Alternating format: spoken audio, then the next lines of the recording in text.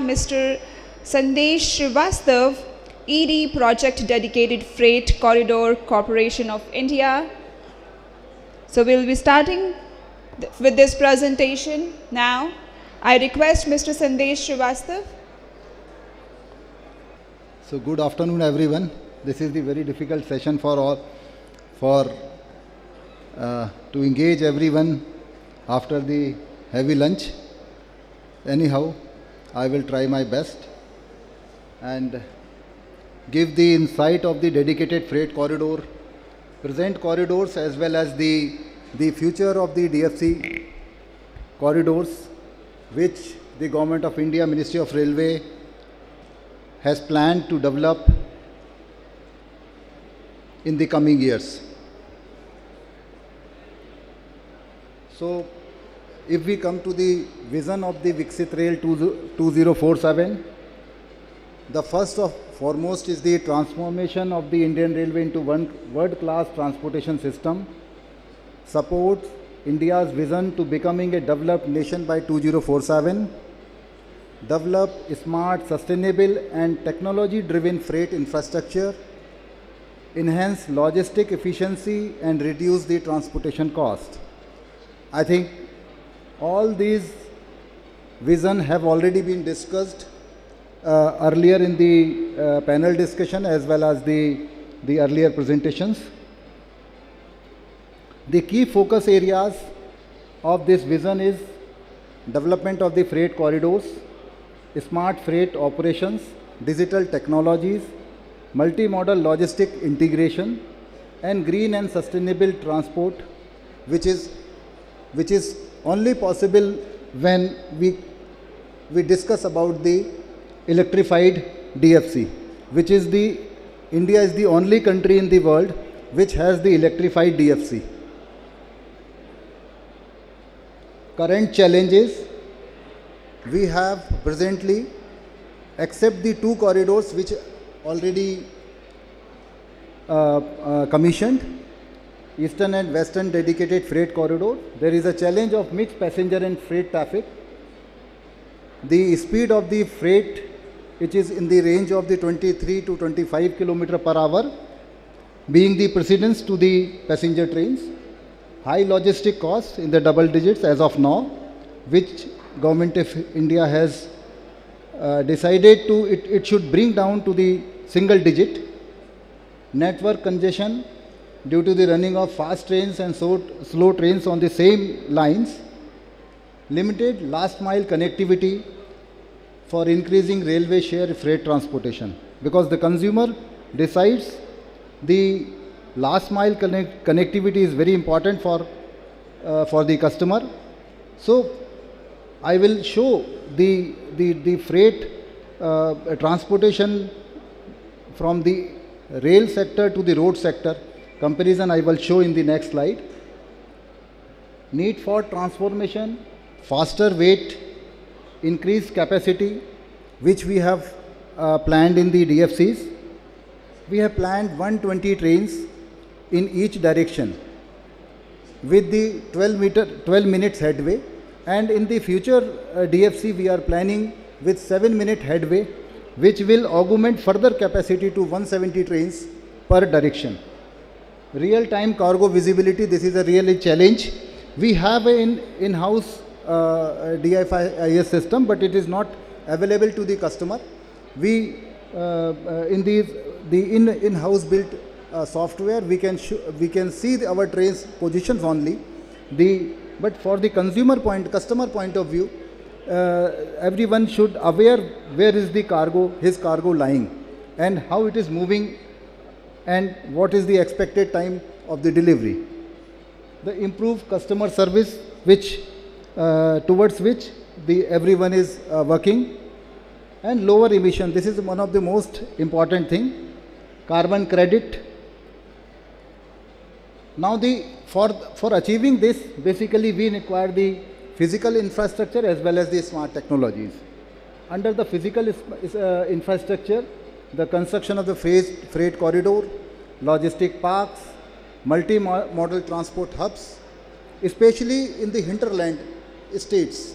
Say for example, Uttar Pradesh it is a interland states in which the government of Uttar Pradesh has planned the number of the expressway, and all along the expressway they are planning to develop their intermodal, multimodal transport hub, so that the cargo can transport from one location to another location in a minimum possible time.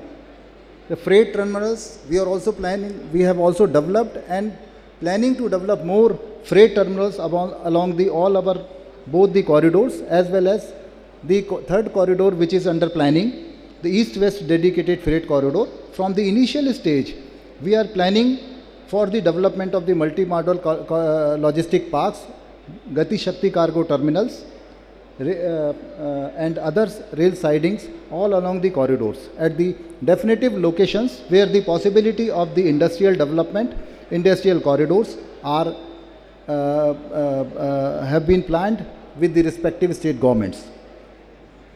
Then smart technologies, we are already discussing these issues in the panel discussion. Use of the artificial intelligence, RFID, which is used in the Kavach. Predictive maintenance, this is an area in which the DFCCIL working. Of course, we have not success in this yet, but hopefully in the coming days, definitely the DFCC will go towards the predictive maintenance. Electronic documentation, IoT, GPS tracking and digital freight booking. Why DFC? So the reason is requirement of the DFCC.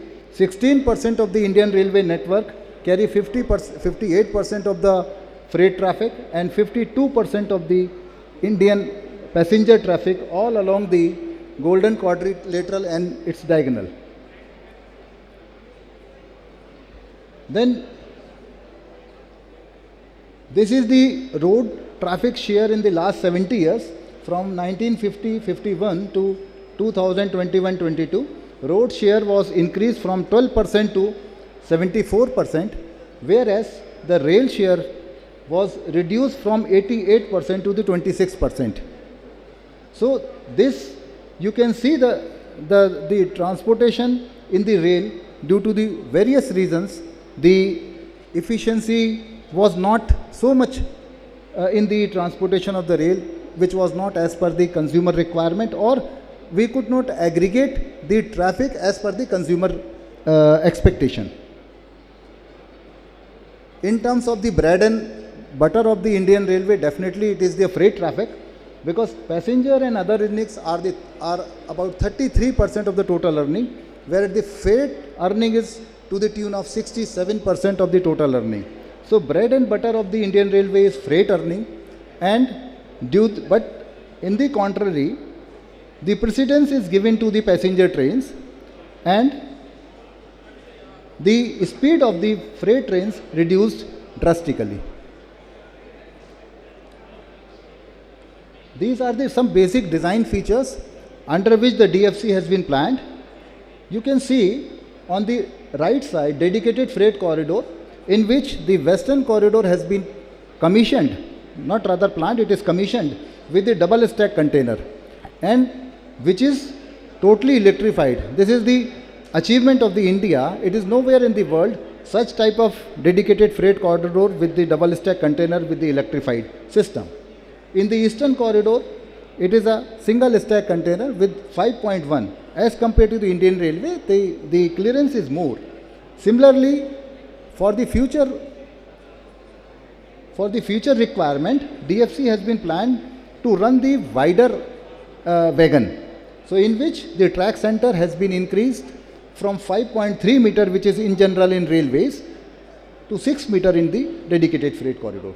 Similarly, the train length, we have constructed our stations with the loop line of length of around 1500 meter against the around 700-750 meter in the railway, so that we can run the long haul train. We can control at our stations 1500 meter train without any issue. Train load is 12,000 metric ton as compared to the 5,400 metric ton.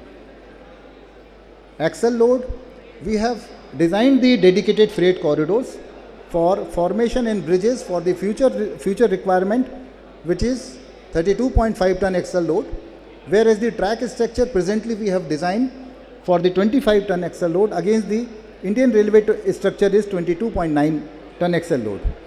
This 25 ton axle load can be upgraded to the 32.5 ton axle load as per the requirement in the future. Track speed, our track and the system is designed for the 100 kmph. It can be upgraded up to 130 kg. Average speed, which is we have seen in the last slide, it is around 22 to 25 km per hour in the Indian Railway. We have rather achieved around 55 km per hour speed in the current our corridors. Gradient is easier as compared to the ruling gradient 1 in 100, it is 1 in 200. And electric traction, it is also a unique change in the DFC, 2 into 25 kilowatt electrified traction we have used, so that in a particular section we can run more load, more number of the trains. Signaling system, it is a complete automatic signaling with 2 km spacing. This is the last, in the last you can see the turnouts. We have used the modern turnouts with the canted switches and canted crossings. So the speed potential at the turnout is 55 km per hour as compared to the 25 or 30 in case of the Indian Railway turnouts. This is the diagram of the India in which the two corridors from Sahanewal to Sonnagar. This is the eastern corridor, around 1337 km, which has already been commissioned, and we are running around more than 200 trains in this section on daily basis. Similarly, on WDFC, it is 1506 km. This is also commission, 100% commission. And in the WDFC, we are running the double stack containers. This is the new corridor announced by the Government of India in the last budget, in which the corridor planning is in advanced stage, and we have already prepared the DPR, and DPR updation is in process, and hopefully in the next 1 month or two we are starting our land acquisition, and after 1 year we will be able to float some tenders in this regard. So this east-west corridor from Andal and Dankuni on the eastern side of the India towards the western side, it is Gujarat, Surat. So it is around, complete length is more than 2150 km, and it passes through 6 states: West Bengal, Jharkhand, Odisha, Chhattisgarh, Maharashtra and Gujarat. In addition to this, we have already submitted the DPR to the Railway Board for the 2 more corridors, that is the Kharagpur to Vijayawada. This is East Coast corridor. It is around 1150 km, and 1 corridor Vijayawada to Itarsi. This is also the part of the north-south corridor. The Itarsi to Palwal, it will extend further as per the National Rail Plan. These are some of the data which we have already completed in both the corridors. In both the corridors, we have 115 stations. Our station distance is around 40 km. So in which Western corridor has 49 stations and Eastern corridors has 66 stations. These stations are only required for the operation point of view. Because there is no passage, so there is no passenger amenities at all. For the development of the research and development, we have already constructed one heavy haul institute which is in the premises of the DFC itself.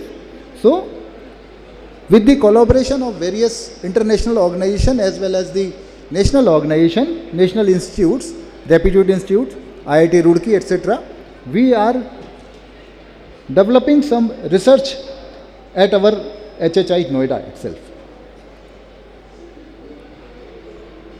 This we have already discussed.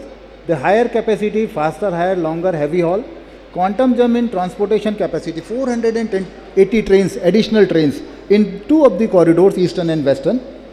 safe train operation, we are using the Kavach, which is under implementation of the Eastern Dedicated Freight Corridor.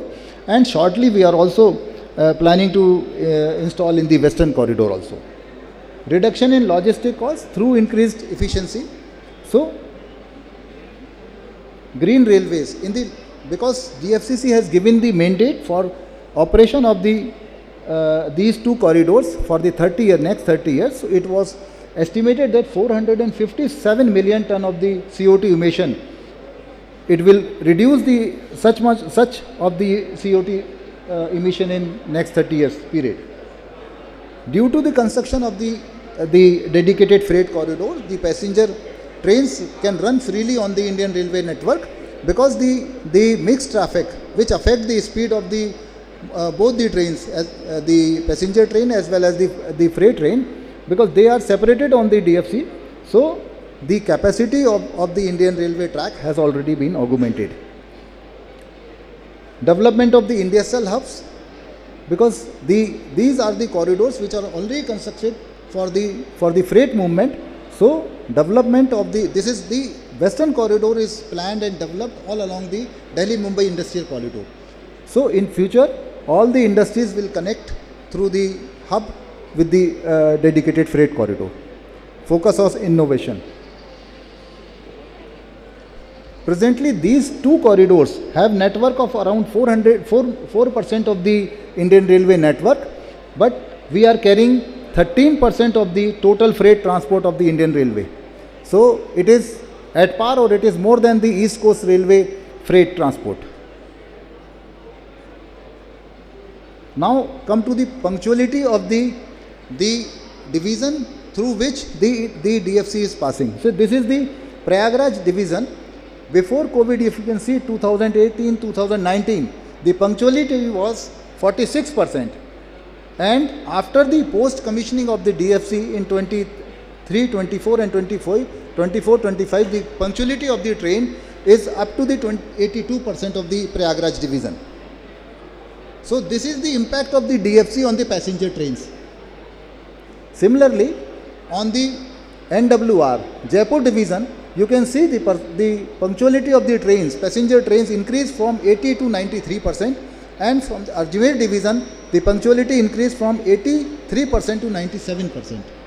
So this is a data, this is the which shows the impact of the DFC on the adjacent railways. This high speed small cargo we have started with Messrs Amazon between New Sanand, Gujarat and New Rewari. This is the first ever in IR online payment of the freight and demurrage charges. We are also planning to introduction of this cargo service in New Anchali, which is in Gujarat area, to Mumbai area. Similarly, truck on train services DFC has started. This is the proof of the first and last mile connectivity, in which the truck tanker loaded with the milk from Gujarat area, they come on the DFC track, especially wagon have been modified, some wagons have been modified for carrying these trucks, and this runs between the Palanpur and Gujarat to the Rewari in Haryana. This is, you can say, 30% cheaper than the road transport. Empty truck also going on the same wagons, and this is the to and fro movement between the Rewari and the Palanpur. New proposed DFC as per the National Rail Plan. So I have already discussed basically the first one, East-West Dedicated Freight Corridor. These are the two corridors, East Coast Dedicated Freight Corridor and North-South Dedicated Freight Corridor. Now, the digital transformation is required for the new corridors, in which AI-based scheduling, IoT sensors, predictive maintenance, RFID cargo tracking, digital freight management and cloud-based analytics. What will be the benefit? Definitely we can see the real-time monitoring of the cargo, better asset management, because we have a very complex assets in the electrical, S&T and the engineering. So the operation of the asset management will be improved with these smart technologies, reduced downtime and improved operational efficiencies. Multimodal integration, if we talk about the multimodal integration, so industrial corridors, DFC will integrate the industrial corridors, highways, ports, inland waterways and airport. In industrial corridors, we have already integrated in some of the areas. Ports, we have already integrated through the railway. We have, because there is no DFC towards the ports. Because East Coast Corridor is definitely a plan which will come into the future, which can connect directly to the port. Presently, there is no basically port. Definitely, the Gujarat and Maharashtra port we have already connected. JNPT is a port in which we have developed our yard and double stack container directly coming from the JNP port up to the Rewari in the Haryana, in the NCR area. Inland waterways, we are in the advanced stage of the integration with the inland waterways near Banaras, and airport definitely it will come into the future, which outcome will be the seamless cargo movement, reduced handling, faster delivery and last mile connectivity. Then sustainability, if we talk about the sustainability, electrified the rail network, lower carbon emission, energy efficient locomotives and renewable energy integration. We have a lot of environment benefit which will definitely reduce pollution, lower fossil fuel dependence, supports India's net zero goals. With this, the economic growth, definitely the Make in India initiatives, industrial corridors, manufacturing, export, import, then employment generation during the construction, operation, maintenance, technology and logistics. Key challenges for this infrastructural challenges, the high capital investment. The cost of these two corridors which we have already commissioned is around 1.3 lakh crore, which does not include any rolling stocks, because rolling stocks are from the Indian Railway itself. So this is the capital expenditure, heavy capital investment is required. Similarly, in the east-west corridor, the estimated cost is around 2.8 lakh crore. So it is a very heavy infrastructure basically investment. Land acquisition. In the east-west corridor, it is expected more than 18,000 hectares of the land we have to acquire in the 6 states. Environment clearance, the alignment is passing through the various forests, various mines, coal mines, various iron mines, manganese, bauxite. So all these clearance are required because it is not possible to avoid each and everything. So for the optimum alignment, definitely we can avoid most of the things, but some will definitely come. For this, mitigation plan has to be prepared and the clearance has to be taken from the concerned ministry. Operational channel, legacy system, technology integration, capacity constraint, financial challenges, high project cost, long payback period, funding limitations, PPP implementation risk. We are also planning to have basically this proposed corridor on the hybrid annuity mode, HEM model, and for which on 7th of this month we have planned for the investor meet as well as for the developer, investor and financer. We have requested to come forward and discuss the issue. If it is possible, we can go for the HEM model. Let's see what happens.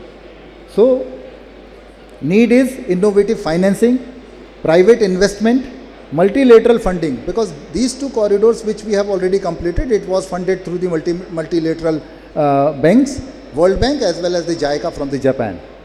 Better project management. Technologies challenges, I think cyber security risk, data management, AI integration, interoperability, digital infrastructure. Solution is secure digital platforms, national cyber security framework, regular technology upgrades. We have institutional challenges, coordination between the railways, state governments, port authorities, industries, logistic operators, urban authorities, and In risk are the delays, cost escalation and policy inconsistencies. These are the SWOT analysis. The strength of the DFCC definitely dedicated freight corridors, smart technologies, green transport, large rail network. Weakness comes in the high capital cost, legacy infrastructure, skill gaps, funding constraint. Opportunity, definitely export growth will increase, logistic hub, all development of the all logistic hub all along our corridors. Digital economy will boost, industrial development, definitely if the transportation is available seamlessly, in that case the development of the industries will definitely take place. Threat, cyber attacks, project delay, climate risk and land acquisition issues. Roadmap, if you talk about the roadmap, short term I can say complete DFC project, digitize freight operations, improve terminal all along the corridors, Gati Shakti cargo terminals, private freight terminals, multimodal logistic parks, multimodal logistics hubs all along the DFC. Medium term, AI enabled freight management, smart logistic parks, integrated multimodal hubs, and in terms of the long term solutions, fully digital freight ecosystem, autonomous inspections, net zero freight transport, global logistic leadership. These are some of the photographs of our eastern and western corridor, which shows the work which DFCCIL has done. These are our control center, which is the biggest control center, rather I can say in world, because we have used 80-meter video wall in our control center. This is in Allahabad, Prayagraj. I have already visited China, in which the Hong Kong, China and Beijing, I have personally seen the control center. None of the control center of this much magnitude was there. Although they are handling 10,000 kilometers of the network, high-speed network from the one station in Shanghai. But we have, after the visiting of this, we have planned this control centers and we have executed the same. This is the control center of the Western Corridor, which is in Ahmedabad, and Honorable Prime Minister has inaugurated this in the year 2024. This is the Narmada Bridge near Ankleshwar. This is the Ulhas Bridge near Mumbai, and this is also the Mumbai area. This is a very small section of 100 kilometers in Mumbai area, but it is the most difficult section of the DFC, because it passes through the suburban area of the Mumbai, in which very difficult to carry out the work due to the various reasons. So thanks a lot for keeping patience and listening to me. Thank you. Sir.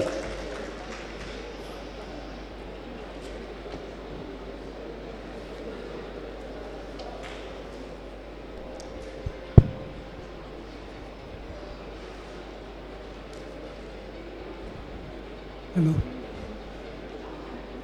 This is regarding 1500 meters long trains. Yes, sir. How many 1500 meter long trains are we running today? Sir, on weekly basis we are running. Exact number, sir, I am... Well, 1 a week or 10 a week or 100 a week? I think around 10 a week, is it possible? 10 a week. Any plans to increase it substantially? Sir, issue is because all the trains are coming from the Indian Railway, and the intersection, the basically interchange point are available, say for example Son Nagar and the DDU. But this is the most basically the area where we run the long haul train. Right. So the availability of the train and the utilization of the basically the crew and the assets is also seen by our operating basically staff, so that there will not be any losses. But as per the availability, they are running the regular. No availability of train, there will be no dearth. there will be 100 trains on each section. Sir, So you have to wait for 10 minutes to get 2 trains. that's why I'm telling, sir. So availability should not be an issue at all. Availability of the assets, availability of the crew, because crew is also of the Indian Railway. So you save on crews na, by Yes, definitely. joining sir. the 2. Yeah. But availability from the Indian Railway side, we are ready to run, sir. We have an infrastructure and wanted to run long haul train. Yeah. It is basically the interface between the DFC and the railway, so that the maximum number of the long haul can run on the system. So you should take up the issue with the Indian Railways. After all, Yes, sir. if it is a win-win situation for everybody, Yes, sir. then we should not allow some minor bottleneck to scuttle it. You know? I think, sir, our operating department will be better to give this answer, Okay. because I'm the engineering side. Chalo, theek, So okay. I am not able to give the full 100% answer of this question. Theek. Sir. Okay, right, bye. Thank you. Any other question from anyone?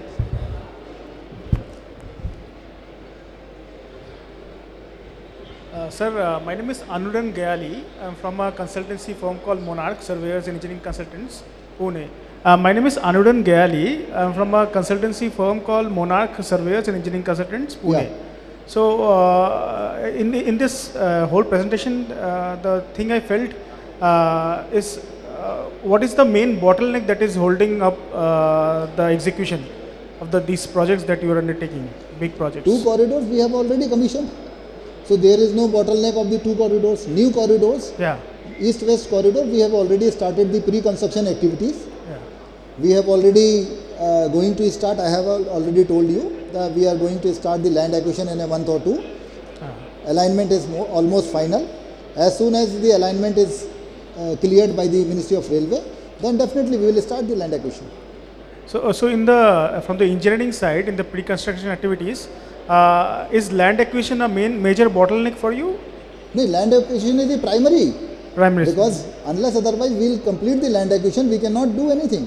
Yes, I saw Because the tenders. either in any of the model, if we go, we will take the loan from the funding agencies, from multilateral agencies. It is a basic requirement that you have to acquire the 80% of the land. Right. If we go for the HAM model, then definitely the participation will be based on the availability of the land. Because this is the most important risk of the investor. Right. Right. I saw the tenders also. We have Yeah. already released. Yeah. We have already started yeah. in this direction. Yes. Thank you, sir.